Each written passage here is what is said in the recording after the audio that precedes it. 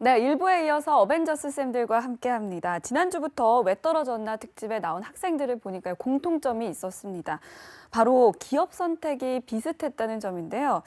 학생들이 이렇게 삼성, 현대, 롯데 뭐 이렇게 대기업에만 몰리는 이유가 있을까요? 일단 민혁 쌤부터 얘기해 주세요. 이거는 아마 일단 변하지는 않을 것 같고요. 왜냐면은 학생들이 몰라서 그래요, 이거는. 뭘 몰라요? 그러니까 기업에 대해서 사실은 뭐 컨설팅 회사라든지 뭐 주식 투자라든지 뭐 그러니까 정말 회사에 대해서 관심이 있는 활동이나 뭐 이런 것들을 대학교 다닐 때 하지 않은 이상은 그쵸. 다들 뭐 학점 관리하고 뭐 이러느라고 업체에 대한 관심이 없어요. 그러다 보니까 자기한테 익숙한 기업들 위주로 이제 지원을 하다가 갑자기 무슨 직무 채용이다 뭐 이런 게 나오니까 급하게 또 알아보고. 하다 보니 이제 시간적으로 또 여유가 없고 그래서 결국에는 뭐 삼성은 전자, 현대는 자동차 뭐 이런 식으로 지원을 하고요. 뭐 사실 대비할 수 있는 방법은 간단해요. 그러니까 저학년 때부터 내가 업이라든지 뭐 인더스트리라든지 또는 직무에 대해서 좀 관심을 갖고서 하면 되는데 그게 또 만만치가 않죠. 학생들 그쵸. 입장에서 또 요새 대학생들만큼 더 저희보다 훨씬 바쁘더라고요. 네, 학점 방학도 관리하고. 없고 그렇죠. 네. 또 스펙도 쌓아야 되고. 그렇죠. 그러니까 스펙도 이제 뭐 제대로 된 스펙을 쌓는 것도 아니고 또 잘못된 방향으로 쌓고 이러다 보니까 참 안타까운 것 같아요. 그렇죠. 태성 쌤도 동의하시나요? 예, 뭐 상황은 이해가 됩니다. 뭐 대기업이 급여 세죠. 그리고 복지 좋죠. 그리고 특히나 이제 한국 사회이기 때문에 시선, 남들의 시선, 내 주변에 있는 사람들의 시선 이런 것들을 무시할 수가 없거든요. 그러니까 뭐 삼성 들어갔어 그러면 오 이렇게 바라보는 맞아요. 눈 자체가 달라지니까 그 사람의 내공이 어떤지를 떠나서 그 사람이 속한 조직 이것에 따라서 사람을 또 평가하기도 하니까 뭐 상황은 이해가 됩니다. 하지만 그래도 변화해야 되겠죠. 그러니까 그것도 같이 생각을 하세요. 내가 이 조직에 언제까지 있을 것이냐. 우리가 대기업의 임원까지 올라가는 게 통계마다 다르지만 1% 또는 0.5%라고 얘기하거든요. 다시 말하면 99% 이상이 임원 되기 전에 회사를 나와야 되는 상황이에요. 그러면 임원이 되기 위해서는 보통 50대는 돼야 되는데 우리 기껏 20년, 25년 정도 일을 하고 나서 그다음에 나와서 나의 일을 해야 돼요. 어떻게든 나의 경제적인 활동을 해야 되거든요. 20년 일하고 나서 50년을 먹고 살 것을 계획을 해야 되는데 그게 안 된단 말이에요. 그렇다면 그 이후의 삶을 생각해 보면 오히려 대기업에서 큰 덩어리의 일을 하는 것보다 만약에 이제 경우에 따라서 다르죠. 우리 집안에 이제 아버지가 나에게 물려주실 사업체가 어마어마하게 큰 것이 있다. 이거는 또 경우가 다르죠. 그렇죠. 그렇지만 그렇지 않은 대부분의 사람들은 좀 기업에서 하던 일을 연계해서 내 사업으로 연결시켜 줄 수 있는 자그마한 것들이 있다면 그런 데 가서 하는 것들도 괜찮거든요. 그래서 제가 아는 사람은 상사에서 큰 대기업 상사에서 헬기 수입하는 그런 일을 했는데 나와서 할 일이 없거든요. 내가 내 돈으로 헬기를 수입해서 어디다 팔 수가 없어요. 그러니까 오히려 제 나이 또래 되고 제 나이 이후 되는 친구들은 오히려 B2C 소규모 이런 사업에서 남들이 처음에는 알아주진 않았죠.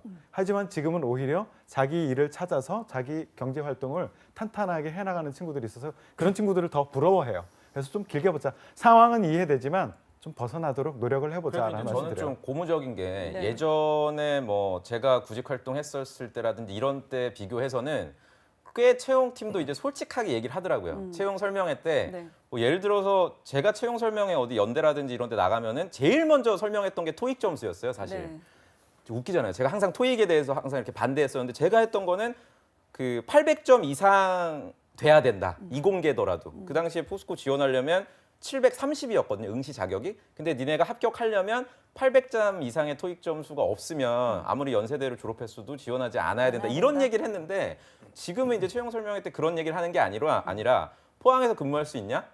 지방 근무 가능하니? 그러니까 이런 현실적인 얘기들도 해주고 최근에 언론에서 나오는 것들도 보니까 뭐 A 기업에 다니다가 또 퇴사한 분들이 본인이 정말 하고 싶은 사업도 하고 뭐 이러면서 행복해하더라. 이런 거 보면은 우리 구직자분들이 조금만 안테나를 좀 키면 현실적인 얘기를 많이 들을 수 있는 공간과 장소가 많지 않나라는 생각이 좀 들어요. 네, 이렇게 뭐 태성 쌤과 민혁 쌤이 길게 보라 해도 지금 이제 학생들한테는 그게 귀에 들어오지 않을 것 같아요. 뭐 주변의 학생들 중에서 대체 어떻게 해야 들어오는 거야 이게? 그러니까요. 아 정말. 기자 쌤 주변의 학생들 중에서 거의 다 대기업 지원하죠.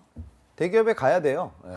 그래야지 취업도 잘 돼요. 네. 그러니까 약간 좀 차이가 있는데 이공계들은 저는 대기업에 몰입하라고 해요. 그러니까 여기 이 바닥은 어차피 많이 뽑는 게 짱이에요. 그러니까 많이 뽑아야 내가 들어갈 수 있는 확률이 올라가요. 내가 전자공학을 전공한 친구들이 삼성전자하고 현대자동차를 버리게 되면 굉장히 큰 채용 규모를 내가 내 스스로 차버리는 뭉치는 거예요. 거다. 그러니까 물론 문과들은 이제 그런 제조업체 채용이 많지는 않기 때문에 좀 전략적으로 봐야 되는데 그러니까 두 부류인 것 같아요. 그러니까 우선은 충분히 갈 수 있는 역량이 있는데 선배들한테 힘들다 이런 얘기만 들어서 대기업을 완전히 버리게 되고 그 밑에 있는 기업들 내가 삼성에 어떻게 가? 그럼 이제 밑에 있는 기업들 전략적으로 쓰게 되면 경우에 따라서는 여기가 이제 일자리 개수가 많은데 내가 또 멀어질 수가 있잖아요. 그쵸. 그리고 또 이제 다른 부류는 갈 만한 능력이 못 돼요. 그런데 이제 꼭 대기업에 가야 된다 이런 고정관념을 갖고 있는 부류들도 있거든요. 당연히 대한민국 사회에서는 물론 어느 정도의 뭐 차이가 있긴 하지만 통상적으로 대기업에 가요. 똘똘한 친구들 대기업에 가는 건 다 이유가 있어요. 거기가 좋으니까 가는 거죠. 그런데 현실적으로 어려울 때가 있잖아요. 못 갈 때가. 그렇다고 하면 이제 중소 히든 챔피언들 좀 봐야 돼요. 이거는 내가 가고 싶어서 가는 게 아니에요. 그러니까 여기 못 가니까 어찌됐든 도전을 해야 되겠죠. 그럼 이제 문제가 뭐냐면 거길 몰라요. 거기가 뭘 하는지. 그걸 알고 싶지도 않아요. 그러니까 그런 부분들에 대한 고정관념을 좀 바꿔야 될 것 같아요. 그래서 이게 뭐 획일적인 조건은 아니지만 특히나 이공계들 채용이 많은 공대생들은 그나마 취업이 쉽거든요. 그 친구들이 쉬운 이유가 큰 기업이 많이 뽑아가고 있어서 그래요. 그러니까 두려워하지 말고 큰 기업에 적극적으로 좀 도전하셨으면 좋겠고 문과 학생들은 대기업 취업만 또 바라볼 수는 없는 게 현실이거든요. 그러니까 좀 중견 히든 챔피언 지금은 좀 내가 낯설게 느껴질 수 있지만 앞으로 발전 가능성이 좋은 기업들이 많아요. 그래서 그런 부분들을 좀 이원화시켜서 바라보셨으면 좋겠습니다. 그러니까 제가 말씀드리는 건 뭐냐면요. 네. 그 좋은 말씀이신데 본인이 에베레스트에 갈 어몽길이 아니란 말이에요. 내가 에베레스트에 갈 수 있는 역량이 안 되고 아무리 봐도 객관적으로 한라산 정도밖에 안 되는데 계속해서 주변에 보니까 야 내가 기계과 나왔으면 무조건 난 현대차 가야 돼. 이렇게 생각해서 이 현대차를 맹목적인 목적으로 삼고 지방에서 신림동 와가지고 고시원 잡고 2년, 3년을 준비하는 전 친구들을 봤을 때 물론 홍기찬 선생님 말씀하신 것처럼 목표를 높게 잡는 건 좋지만 현실도 저는 좀 생각을 하면서 이직이라는 루트도 있고 하니까 좀 그렇게 현실적으로 여러분들이 목표를 잡으시는 게 어떨까라는 생각이 좀 들어요. 너무 안타깝더라고요. 그런 걸 네. 보면. 좀 유연하게 확장을 했으면 좋겠어요. 네. 아까 그 홍 쌤이 말했듯이 기회는 대기업에서 많이 있어요. 예. 근데 그것을 놓고 또 중견 뭐 이걸 바라보는 것도 아니고 또 그것만 고집하는 것도 문제예요. 그래서 중견까지 이제 좀 더 확장을 시켜서 유연하게 생각을 하자. 제가 아는 친구는 하나는 그 대기업만을 바라보다가 저 만나고 나서 대기업도 쓰고 그다음에 조금 더 유연하게 중견기업도 같이 썼었는데 좋죠. 예. 굉장히 결국은 취업을 했죠. 했죠. 예. 그런데 들어가서 굉장히 만족을 하더라고요, 또. 그러면 대기업 갈 수 있는 역량이 안 되는데 그러면 한 단계 좀 그러니까 현대 뭐 계열사 예. 같은 경우를 좀 전략적으로 고집하는 것도 하나의 방법일 수 있을까요? 그러니까 확장을 어떻게 해야 되는가라는 것에 대해서 이제 방법들이 있죠. 어떻게 하는 게 좋겠느냐. 사실은 쉽게 인터넷상에서 뒤져보기만 해도 상당히 많은 우리가 알지 못하는 낯선 기업들이 많이 등장해요. 하지만 탄탄한 기업들 그런 것들. 그러니까 하나의 뭐 팁을 예를 말씀드리자면 예를 들어 삼성전자를 가고 싶어. 네. 그쪽 계열에서 일을 하고 싶어. 그럼 삼성전자 물론 쓰세요. 그리고 삼성전자에서 말하는 그 우수 협력 업체 뭐 이런 것들이 다 나와요. 우수 협력 업체로 지정된 데들. 그런 데를 예를 들어서 뭐 그 핸드폰 만들면 핸드폰 그 완성체를 그냥 그 삼성전자에서 다 만드는 건 아니거든요. 그렇죠. 그 안에 반도체라든가 송수신 모듈이라든가 케이스라든가 그 정밀 화학 분야도 연관되어 있고 이런데 그 연관되어 있는 회사들이 뭐 이렌텍, 인탑스, 뭐 IPS, CSK 뭐 이런 데들 회사들이 있습니다. 굉장히 삼성전자에서 여기는 우수 협력 업체야라고 지정한 그런 회사들이 있어요. 그렇게 찾아보셔도 되고요. 또 하나는 이렇게 확장이 됐다면은 내가 이런 데를 어떻게 입사를 할 수 있을까라는 데 대해서 전략적으로 좀 생각해봐야 되는데 우리가 취업난 얘기 많이 하잖아요. 근데 기업 입장에서는 구직난도 심해요. 굉장히 구직난이 심합니다. 그러니까 나에게 관심을 두지 않는 학생들 때문에 서러워요. 그럴 때 아까 그 합격한 학생이 어떻게 했느냐면 그 회사를 딱 2번 찾아갔어요. 2번 찾아가서 나 이 회사 사람들하고 한 번이라도 말을 섞어보고 싶다. 도대체 어떤 사람들을 선호하는지 거기서 답이 안 나올 수도 있죠. 네. 2번 찾아갔더니 경비실 아저씨가 알고 그쪽 사람들이 알고 이러면서 많은 정보도 얻을 수 있었고 실제 운 좋게도 인사팀 사람하고도 만나서 얘기를 들을 수 있는 기회도 찾을 수 있었고 그래서 들어가서 좋은 직무에 들어가서 일을 하고 있습니다. 그렇군요. 그래서 서러움을 받는 중견기업, 중소기업 그 사람들은 나를 좋아하는 사람이 찾아와서 이렇게 쳐다보고 있으면 굉장히 반겨합니다. 네. 그럼 기찬 쌤께서 합격률이 높아지는 계열사나 협력사 몇 곳 좀 추천해 주세요. 합격률이 뭐 높아지고 그런 건 없고요. 그러니까 본인의 경험하고 좀 매칭을 시켜봐야겠죠. 그러니까 예를 들어 현대자동차를 가기 위해서 많은 공대생들이 노력을 해요. 그러니까 그럴 만한 가치는 사실 있는 기업이에요. 네. 그러니까 저 뭐 초봉 6천이니까 뭐 여러분들 삶이 달라져요, 실제로도요. 근데 현대자동차를 도전하는 친구들이라고 하면 그 현대자동차의 부품 협력사들이 있고 또 어차피 내가 자동차 회사에 가기 위해서 내가 공학적으로 노력했던 부분들이 그 자동차 협력사가 꼭 현대자동차 그룹 내부적으로만 있는 게 아니라 외부적으로도 많거든요. 네. 2차 벤더들인데 예를 들어 매출이 한 1조 정도 찍는 기업들도 상당수고 그런 기업들이 연봉이 4천이 넘어요. 그러니까 그런 기업들은 좋은 거죠. 그런 친구들 확률이 올라가는 거야. 왜 현대자동차에 대한 준비를 했으니까 다른 기업들도요.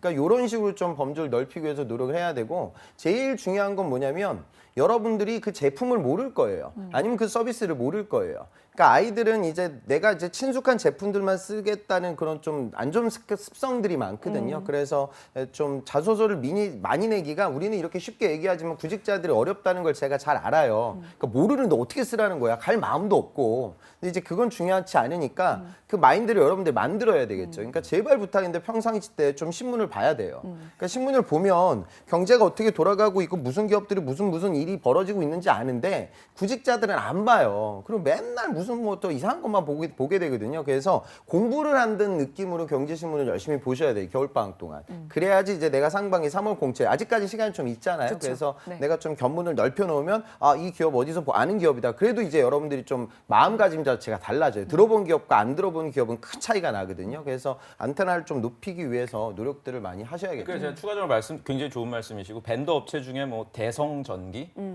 이런 회사들도 있고 동원산업, 뭐 변속기 만들고 전장부품 만들고 뭐 이런 회사들도 있는데 지금 들어보시면 알지만 회사 이름이 그렇게 매력적이진 않아요. 뭔가 전기, 산업 뭐 이러다 보니까 굉장히 멋있는 이름이 마치 우리가 대학 갈 때 학과 이름 선택하듯이 동일한 방식으로 하다 보니까 저희 같은 어떤 전문가가 얘기를 해도 좀 거리감이 있고 괴리감이 좀 있는 거예요. 그래서 신문도 좀 보시고 이러면서 여러분들이 좀 현실 감각을 키우셨으면 좋겠고요. 또 이제 SK 계열사 중에 마케팅 회사 중에 뭐 PNS 마케팅 이런 회사들도 있어요. 여러분들이 좀 조사를 해보시면. 그래서 지금 대기업들이 고용 디딤돌 진행을 하고 있잖아요. 그 고용 디딤돌 안에 있는 회사들이 다 대기업들의 협력사니까 고용 디딤돌에 있는 회사들 한번 내용들을 여러분들이 한번 면밀하게 검토해 보시는 것도 좋은 방법일 것 같아요. 네, 정말 조사를 해보면 정말 좋은 기업들이 많이 있습니다. 신문도 보고 또 현실적으로 좀 이렇게 생각을 해보는 게 좋을 것 같고요. 마지막으로 안정적으로 다닐 수 있는 직장을 바라는 학생들에게 한 말씀 해주시죠. 태성쌤부터. 선택이죠, 뭐. 나의 삶의 가치관이 그거라면 그런 거 선택하셔야죠. 예, 근데 선택이라는 것은 나에게 덜 중요한 것을 잃는다라는 것을 각오하고 하셔야 되는 거예요. 잃는 것을 너무 안타까워하면서 선택하려고 하지 마시고요. 뭐 내가 그렇게 살고 싶으면 하셔야죠. 공무원, 뭐 공기업 이쪽으로 집중을 하셔야죠. 네, 기찬쌤도 한 말씀 해주시죠. 그러니까 안정성, 우리나라 노동시장은 미국처럼 바뀔 거고 점점점 유연해질 거예요. 그러니까 지금 우리나라 제조업의 생산직에 종사하시는 분들은 아직도 호봉제로 올라가요. 올해 아마 LG 이노텍이 처음으로 이 제도를 바꿨거든요. 그래서 뭔가 좀 대기업에 가서 천년만년 있겠다 이런 생각들을 갖는데 여러분들은 아마 또 방송 보는 분들도 화이트 칼라를 많이 좀 꿈꾸실 거예요. 그래서 고용 안정성이라는 건 점점점 줄어들어요. 공기업도 제 판단으로는 여러분들이 이제 내가 이제 이 첫 직장에서 무언가 업력을 쌓고 다른 부분을 생각하려면 한 10년 정도 시간이 걸릴 거예요. 10년 정도 지나게 되면 상당수의 공기업들은 또 민영화 돼 있을 거예요. 보나마나 빤해요. 그러니까 지금 여러분들은 이제 내가 이 회사에 들어가서 물론 저녁이 있는 삶도 소중하지만 저녁 있는 삶보다 내가 성장하는 삶이 더 중요할 거예요. 그래서 작은 기업이라고 하면 작은 기업이 좋을 게 없죠, 사실. 그런데 중요한 건 그 산업이라든가 내가 지원하는 직무가 앞으로 얼마만큼 10년 후에 어떤 모습이 돼 있을까 이런 고민을 좀 하셨으면 좋겠어요.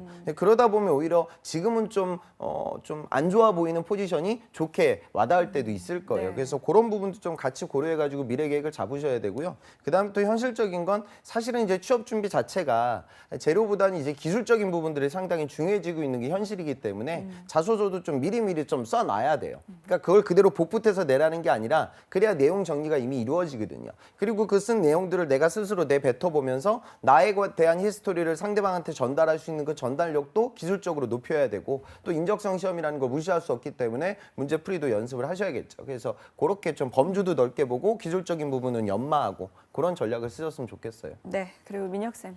시간이 많이 없으니까 전 간단하게 지금 현재 있는 직업이 20년 후인가요? 80%가 이제 사라진다고 하고 네, 뭐 아나운서도 없어지고 그렇죠. 네, 뭐 우울하네요. 요리사도 없어지고 이게 굉장히 심각한 문제더라고요. 네, 우리나라 그 심각합니다. 인구 구조도 마찬가지고. 그러니까 그런 측면을 여러분들이 좀 보셔서 내가 지금 추구하는 게 맞는 안정적인 직장인지를 좀 사전적 정의에서 탈피하실 필요가 있지 않나라는 좀 조언을 드리고 싶습니다. 네, 오늘 정말 좋은 말씀 해주셨습니다.